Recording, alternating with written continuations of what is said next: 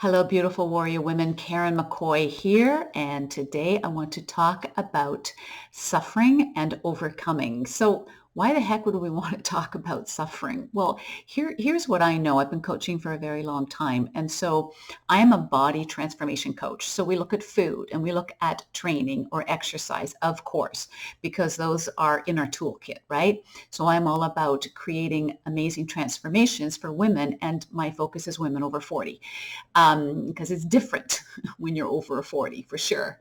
But here's the thing with our stories, if you will. So we all have stories. We all have trauma. We all have a background that we come from. The challenge is when the stories are living us, we're still prisoner to it. So what the heck does this have to do with getting lean and shapely and strong and aging well? Everything. And that is where my coaching perspective and where I come from is looking at the physical, mental, emotional, and spiritual aspects of the client I'm working with.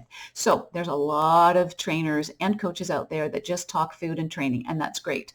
But what I have found is that, and what my jam is, what I love is coaching at the deepest level, because I've had to coach myself and I've had to move through a lot of challenge, a lot of dysfunction, a lot of self-limiting beliefs, a lot of trauma.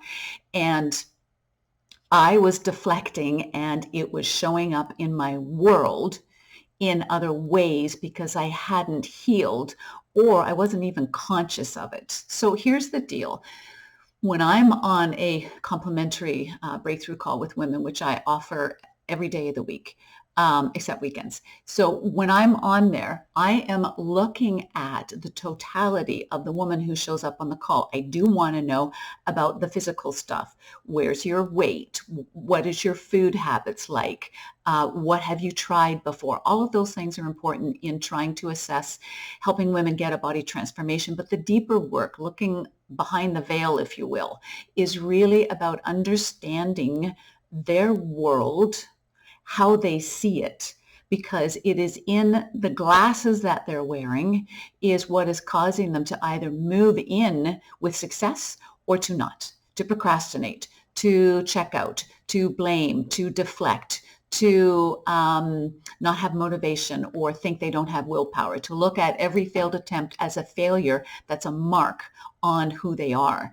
All of this stuff has to come into play. And unless we get clear on that and then find a way to transcend it, not just tolerate it, then I have a client who's working from the inside out and who is developing and growing and transcending to her best self in all ways. Women over 40 are unique in their biochemistry, their physiology, all of that stuff. But we're also unique because we've gone through a lot of stuff, guys.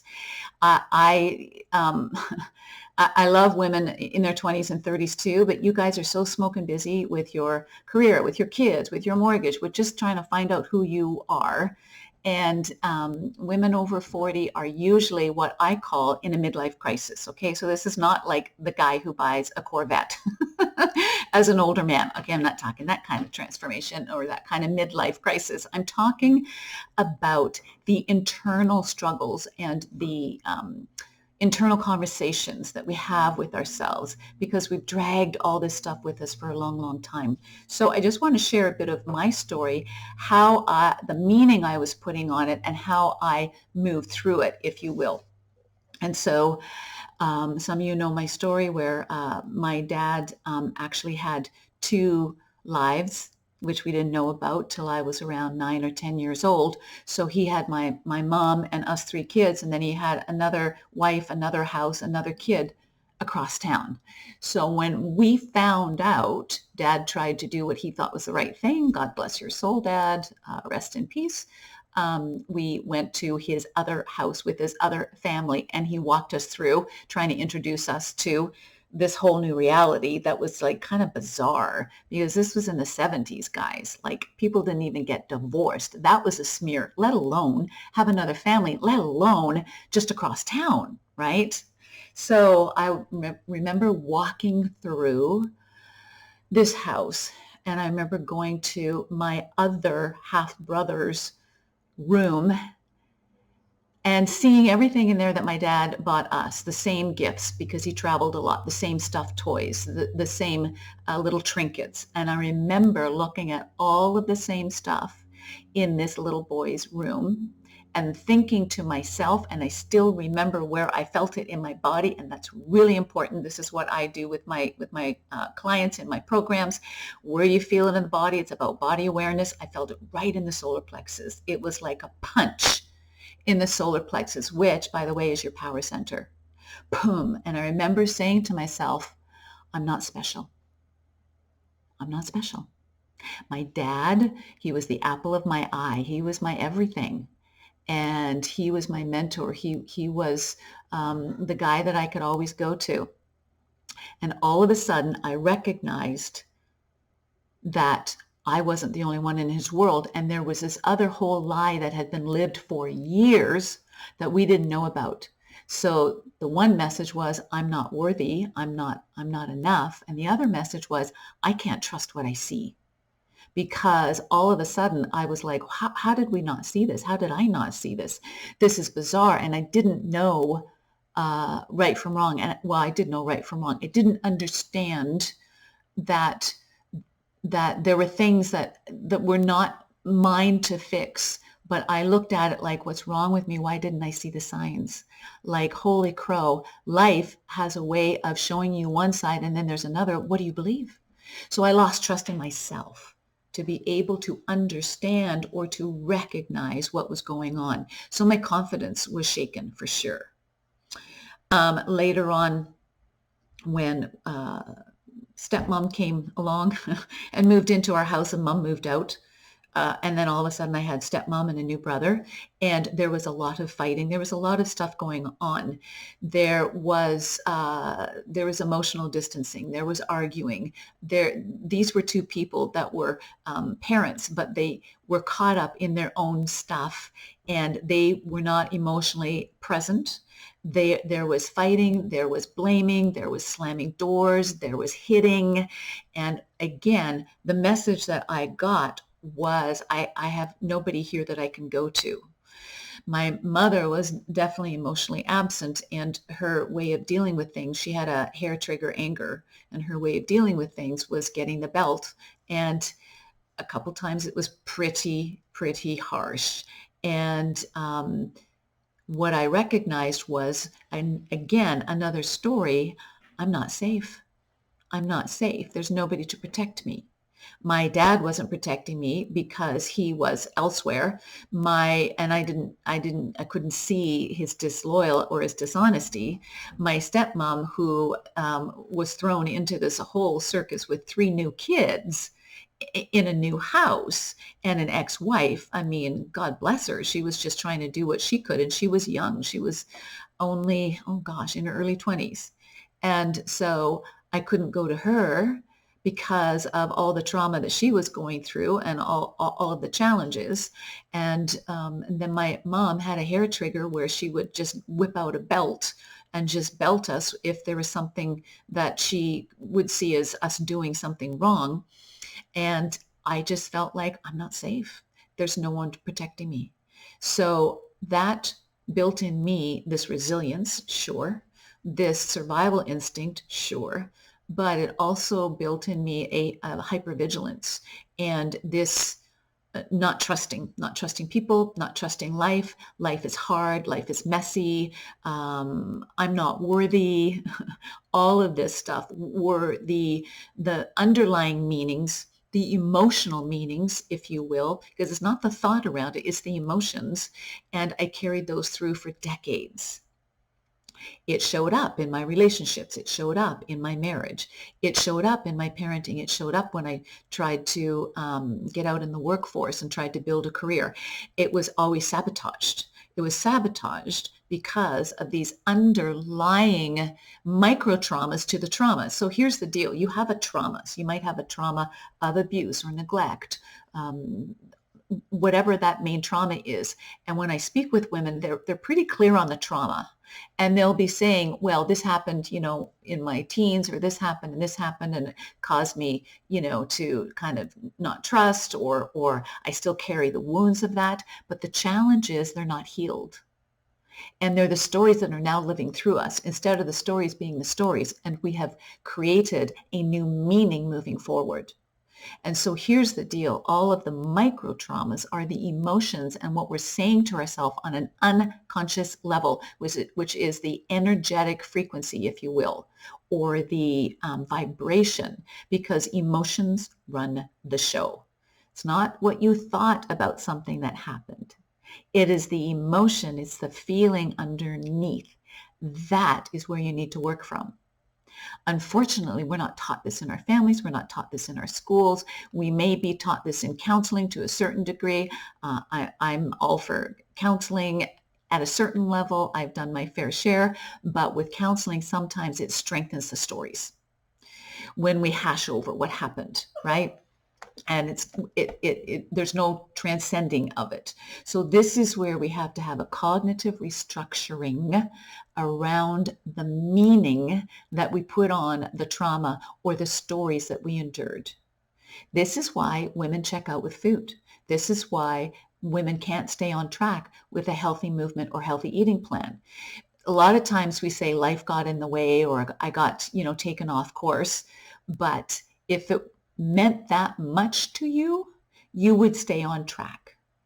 And so for me, the gym and my athletics was a way for me to stay strong and feel strong physically and mentally and emotionally. And so that's my anchor. So I made it my anchor. And when I did go into dysfunction again in my 30s with the wrong boyfriend and the wrong crowd, I went into addictive habits, if you will. I had lost sight of that. And I moved over into softening all those voices in my head.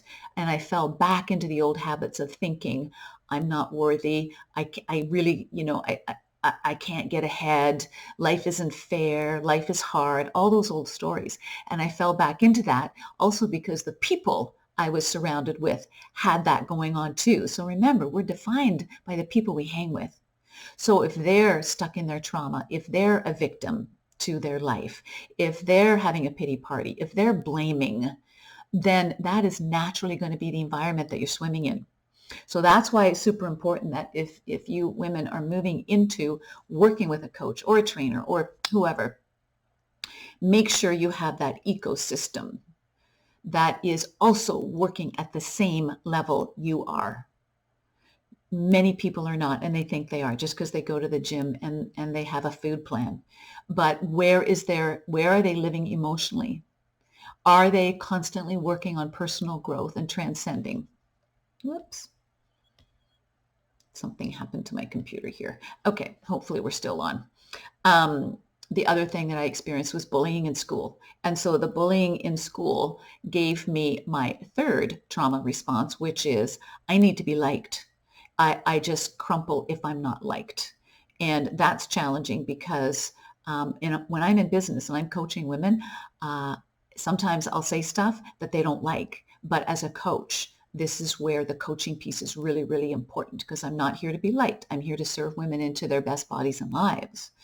And so we have to look at places where they have to be uncomfortable, where they need to shed their skin. And all of this can be very challenging for women. And sometimes the hard little kick in the butt, because some of you guys know this with me, the hard little kick in the butt is what they need. I know my intention is always coming from a good place, though. It is coming from love and care, and that is the cornerstone of all good coaches. And in order for me to get there, I have to make sure that I love and care myself. And so you want a coach who is empathetic, but not sympathetic. And you want one who also walks the walk, guys. I'm telling you, if you've got a 25-year-old coach that has great genetics and she's kind of had an easy life up till 25, we all did, right? I mean, okay, a lot of us didn't, but the longer you live, the more stuff gets thrown in there. And those are the people who are my mentors, who are my coaches, who I work with, because I want people to understand me at the deepest level, and they walk the walk with me. And so when I was in school, I was bullied by other girls. And this became evident, not in public school, but it became evident in high school. And it was very, very painful. And then for me, I was so distraught with the bullying, so distraught with feeling shame in who I was, how I looked, the family that I came from. They threw everything at me, that I pretended to not let it bother me. And I remember saying to myself, I'm not going to let anybody hurt me like that anymore. And I put a constant smile on my face, and I made sure that everybody would like me.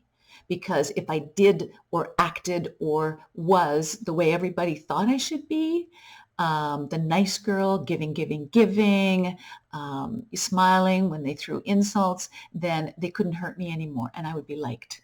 Now, that has, of course, moved over into my adult life. And when I first opened a business, which was back in 2004, it was traumatic for me for people not to like me, for people to say, I don't want to be your client, or I disagree with what you're saying here about nutrition, or um, or even getting a bad review. If I didn't click with somebody, it would devastate me. Now I look at it and say that there is a piece of me that is always wanting to be liked, because those triggers never go away. But I learned to work through it and say, okay, the gift of all the traumas, the gift of all of the hardships that I went through, they're gifts because they've allowed me to become who I am, and they've allowed me to work on stuff. Right? And so all of these little feelings of not being worthy enough, not being loved, not feeling safe, um, not not being liked, all of those traumas that I lived through for many, many years were a gift, because as I got older, I decided to work on self about 30 years ago, and it was very painful. And that work never ends, guys. If you want to continue to transcend and you want to continue to level up into the best version of you. So we can have a great body, but we can have a shitty life or a shitty outlook. And or we can have a lousy body and lousy health and have a decent outlook. My goal as a coach is to bring them all together, because we have one life to live. And life is hard. Life is messy. We all know that. And it is about coming to the end of your life and knowing that you are the best version of you, and that you loved and were loved along the way, and that you supported people along the way. But everything is an inside job. Everything. And so everything starts and ends with self. So when I'm triggered, when all those old stories, those old voices, those old yucky feelings come up, I now can be objective with it and go, okay, what's really going on here? I remember you, lack of self-worthiness. I remember you feeling like you have to be liked. I remember all of these old feelings, and I can go, okay, well, here we are. That is coming around once again to be recognized and healed, and I'm going to heal you. I'm going to throw self-love, self-care, worthiness, all of that stuff at you, because we're all born into gold. We're all born perfect. So in my work, we do meditation, we do mantra work, we do beliefs work, we do prayer work, we do breath work, journaling, different texts to read. All of this is woven into our lifestyle, not just when you need it, because you can't shutter the windows when the storm is upon us, right? This is daily work. And this is the work that we need to do if we want to live healthy in body, mind, and spirit. Now, too many people talk about that circuit. Not enough people are living it. It just used to be words, just a saying many, many years ago. And now everybody's talking about being empowered. Yes, being empowered is really important, but being and doing are two very different things. Very, very different things. And the challenge is our psyche does not want to do. It just doesn't want a challenge, and it just will do whatever it can to deflect away from doing work. And when we understand how we're wired, and then we understand that we can work through this to the other side, and there's freedom and profound wisdom and grace at the other side, then we don't see it as, oh, do I have to go there? It is like, oh, I'm feeling, I need to go there again. And it's okay. We don't make anything wrong. So it is the meaning that we put on things, and those meanings have to be understood, brought to the surface, because we can't change what we can't see. And so if you're struggling in your body transformation, if you're struggling with your weight, if you're struggling with your food habits, if you have that internal dialogue that's just draining your brain, because I know this in women the women I've been talking to for years, they're like, oh, they're always beating themselves up in their brain. Well, should I eat this? Should I not eat that? Are my macros on point? What are my calories? I don't know if that fits in. Or, oh, damn, I ate it. Now I'm going to regret it. Oh, tomorrow I got to do more cardio. I got to do junk cardio or guilt cardio to burn it off. That, it drains us, guys. And we're not living in freedom. We're meant to live in flow and ease and self-love and acceptance.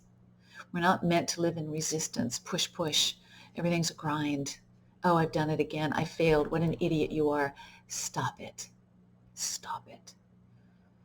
There has to be another way, and it is available to you guys. I promise you. I used to live like that.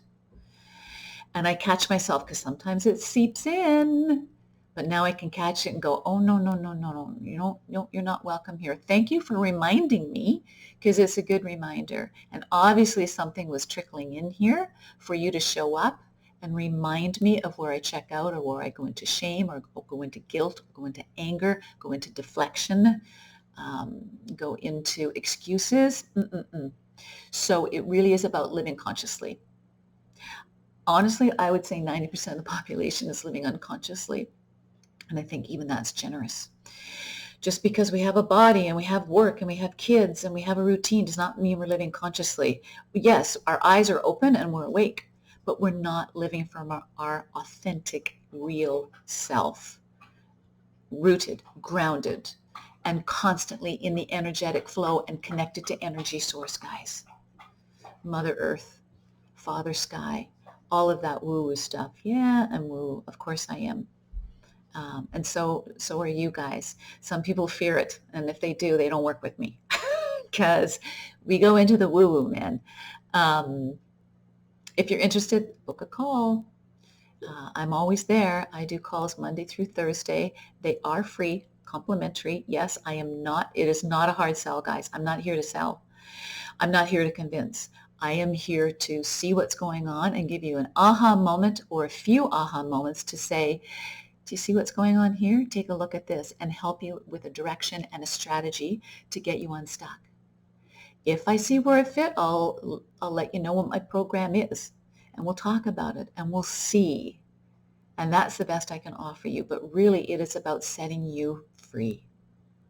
Most people are not living free, guys. They're living in a prison of their own making, and they just don't know it. All right, you guys, be well. It is a lovely sunny day here on Vancouver Island, British Columbia, Canada, and I'm going out to enjoy it. I'm going out to hug a tree and talk to Mother Nature for a bit. All right, take care, and just know everything that you have and everything that you need for an amazing body and life transformation is within you. You don't have to go looking for it out there. It's inside. You just don't know. And you just don't always understand how to access, but it is there. You don't have to develop coping mechanisms anymore. We can let those go. And it's a great way to live. And it's a great way to age. And it's a great way to feed and move your body in healthy ways that you can be proud of. And you're serving your body, your temple, in the deepest, most profound ways. Aging is a gift. Graceful aging and aging lean and strong and healthy is a gift. And it is available to those women who want to step into the arena. Okay, you guys, be well. Ciao. Thanks for listening.